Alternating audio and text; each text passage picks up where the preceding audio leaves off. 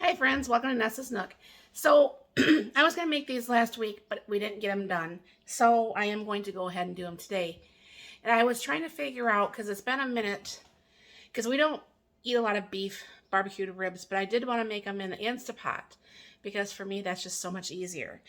But I was watching a few videos, and I remember my mom back in the day when she would make a roast, she would sear before she would actually pressure cook the roast. So I thought ahead of time here because it would probably taste good for starters, because anytime you let that kind of just set in there, it's going to just go into the meat more. The searing would help it, and then we'll go on from there. So I'll bring you down here. I have my pack of ribs right here. And what I'm going to do is I'm going to put a little bit of onion powder on each one of them. All right. A little bit of the Montreal steak seasoning, because we use that when we use stuff for beef. And I'm going to use a little bit of paprika.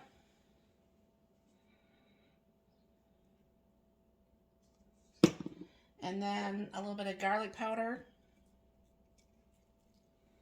A little bit of pepper. And a little bit of salt. Kind of rub that in there a little bit. Flip that over and do the same spices on the other side. And what I'm just going to do is I'm going to put this back in the refrigerator for about a half an hour. And then I will come back and start this. So there's some more salt, pepper, garlic powder, onion powder, which I need to fill up,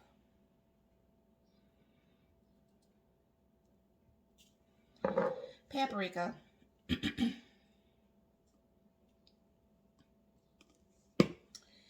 and some of that steak seasoning.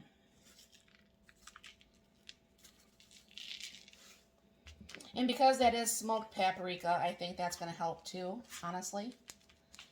And what it's going to do is I'm going to put this back in the fridge for that half an hour, let that kind of like marinate in there. Wash my patties, of course. And I'll bring you back. So while I'm waiting for the Instapot to warm up, I'm going to go ahead and reuse this vegetable cleaner I got from Temu. It was like under $1. This worked really well when I made that beef and gravy. I mean, I feel like it gets them clean. It's not like it's very hard to get the Yukon clean at all anyways. So tonight, because it's barbecued ribs, I'm going to have some of my frozen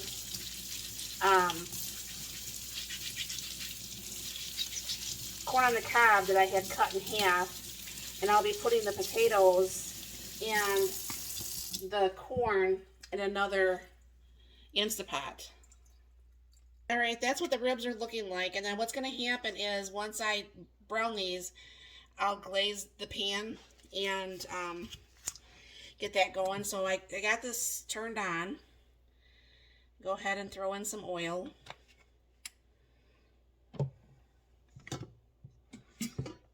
Alright, that looks like it's really hot. So I think I could probably fit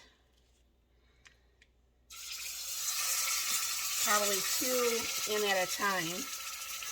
So all I'm doing is pretty much, I'll be browning this on each side to glaze it.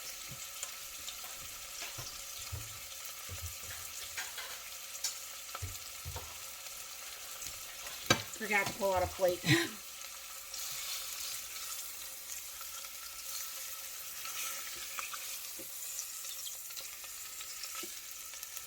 I don't know exactly why, and I can't obviously ask my mom, so if you all know, I think it's just to sear in the juices and stuff. Is this why people sear the meat before cooking it. I don't know. I just know my mom did it. And you know how you just do things just because everybody else in your family always did it? You just do it just because. So I'm also going to be doing it on the sides of the ribs.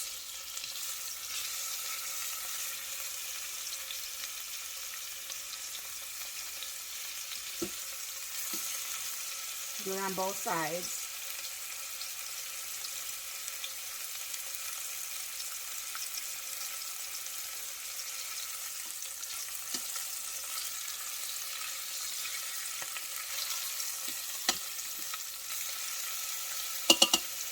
And then I'll bring you back once I actually are done with the other two here.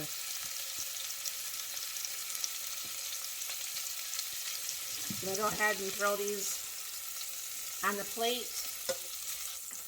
And as you can see, there's some like tidbits down at the bottom, and that's going to be put on there as far as with the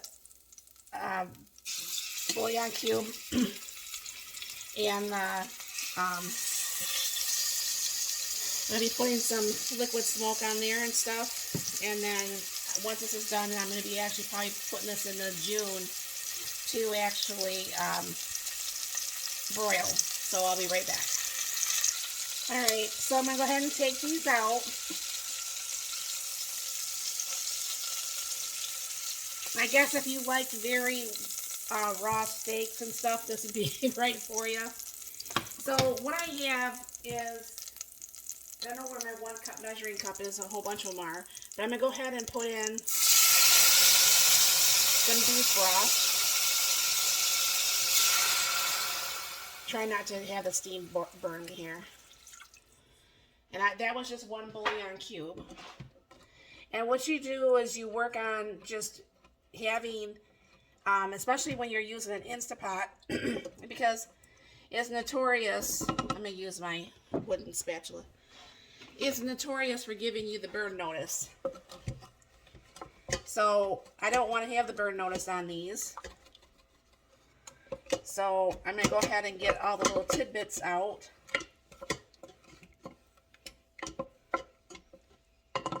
Now I can use that. And what I saw watching several different videos is that, of course, anybody that has an Instapot knows you don't need to have that much water to begin with. But the guy did put in a little bit of liquid smoke, and that's going to help, you know, the whole barbecue-y like it was done outside flavor. It smells absolutely wonderful. Go ahead and shut off the saute. And then what I'm just going to be doing is laying these back in here. I'm going to cook these for like 35 minutes. Oops. 35 minutes. And then I'm going to go ahead and let the natural release happen. And this way, it's still cooking while it's naturally releasing. And then I will be back once that part's done. And so anybody who doesn't have an Instapot, let me probably have to put this lower. You're going to go ahead and hit pressure cook. And I'm going to bring this all the way up to the 35 minutes. I'm going to go ahead and put 40 because I wanted to do 45. Mine, I don't have a pressure button, and this one here, it doesn't. I don't ever have to press that, so that's something I don't have to worry about. And what's going to happen is this is going to come up, the pin is going to come up, and we'll go ahead and get this cooked. Okay, so I vacuum seal this corn. This actually was in September 21. I mean, it looks absolutely perfect, right? And then I'm just going to actually pressure cook these together. So I'm going to go ahead and slice down the center the baked potato. I'll go ahead and put that in the bottom. And I was trying to figure out in my head which way I wanted to do this. You know what I'm saying? Because I've not done it this way in a very, very, very, very long time. So I'm going to go ahead and just pop open this bag here. I put the potatoes in here. And what I'm going to be doing this is cooking the corn and the potatoes in the 6-quart. And this is still a little bit frozen. So I'm going to go ahead and lay that on top of the potatoes. And that Instapot is over there, so I'll be putting that over there. And I'm going to cook this for probably about 20 minutes here. And this is actually on manual release. And I do have a little bit of butter in here, some water, and a little bit of milk, because I don't know for sure if you've ever cooked your corn with all that. And you don't need that much in an Instant Pot. You only need about a half a cup of water minimum to cook things. So I will be back. Alright, the pin has went down. Everything is done. Even though this has been on cool for a little bit, you still open the lid away from you. And by the way, this was smelling absolutely amazing.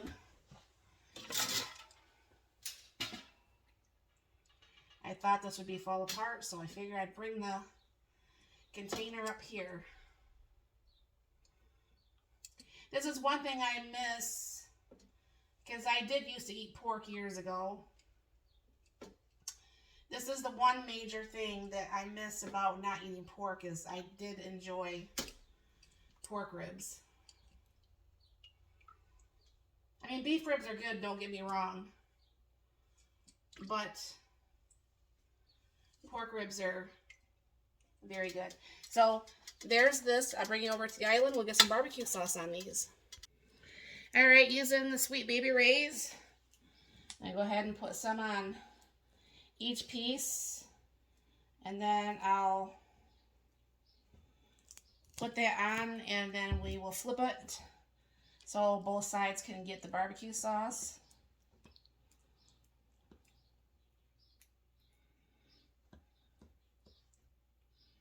And then I'm going to go ahead and put this in the June on broil. Oops.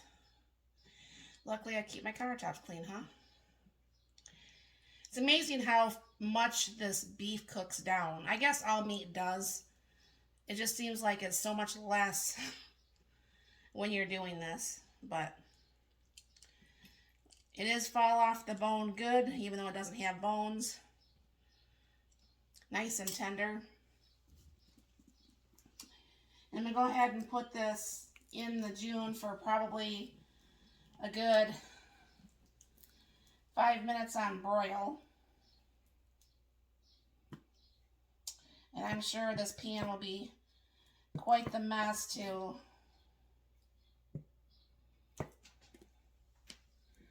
clean up tonight. But one thing about the stainless steel, I don't know if you guys use a lot of stainless steel, this cleans up so well by just even soaking it. So get that all in there. I'm going to go ahead and go throw this in the June, and I'll be right back. Alright friends, so my husband's on his way in. He's on his way into the truck, or to the car. So I have like these little corn pokies. Been using those for years. Put one on each side. And then I'll just go ahead and take some butter and kind of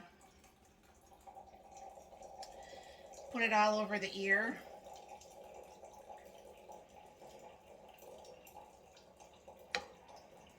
Let me put some salt on there too at the table. And then I have, I'll be making my husband's plate here first. His potato. And then I'm breaking the potato apart.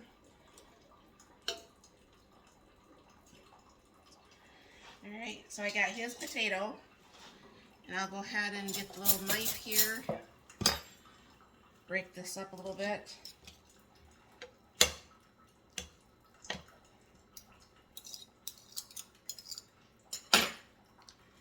Switch this up a little bit. Now this is actually my own homemade cream cheese, or sour cream, excuse me.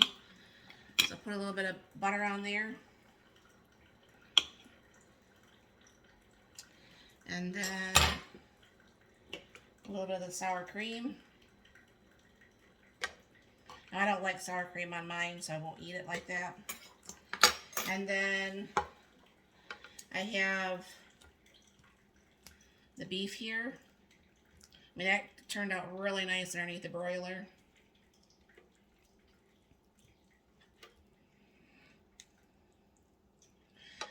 The rest of that will be mine. And here is tonight's barbecued rib dinner with some corn on the cob and mashed potatoes. You'll have to let me know, have you ever made this before, and did you make it this way? If you did, let me know in the comments down below. Thank you very much for stopping by. I hope you have a very, very blessed and wonderful day.